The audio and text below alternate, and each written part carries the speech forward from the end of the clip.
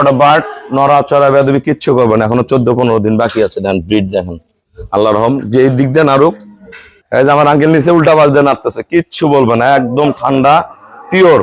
এগুলো যখন বললাম ফাটবে একদম ফেটে বের হয়ে যায় না, যে দিক দিয়ে খুশি নাড়বাই দেখেন, এই যে কিচ্ছু বলবে না। আসসালামু আলাইকুম, জান্নাত ডেয়ারি ফার্ম থেকে আমাদের একটা সেকেন্ড ল্যাকটেশনের খুবই ভালো মানের ডবল বডির কম প্রাইসের মধ্যে খুবই ভালো মানের একটা গাভী আমরা সেল করলাম ঢাকা গাজীপুর।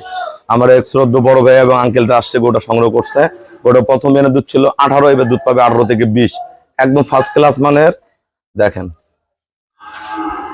ওটা বাট নড়াচড়া বেদবি কিচ্ছু করবে না, এখনো 14-15 দিন বাকি আছে। দেন ব্রিড দেখেন, আল্লাহর রহম। যে দিক দিয়ে নাড়ুক, এই যে আমার আঙ্কেল নিচে উল্টা বাজ দিয়ে নাড়তেছে, কিচ্ছু বলবে না, একদম ঠান্ডা পিওর।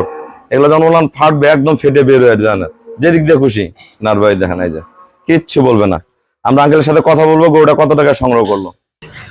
আসসালামু আলাইকুম, আমাদের ঠিকানা হলো নীলফামারী জেলা ডোমার থানায়। ডোমার আসে বলবেন বক্কর মোড় ফরেশপাড়া বললে সরাসরি আমার খামারে চলে আসতে পারবেন। আমার এই শ্রদ্ধ আঙ্কেল গরুটা সংগ্রহ করছে। আপনি কে গরু নিয়ে গেছিল? আপনি গরু কে নিয়ে গেছিল?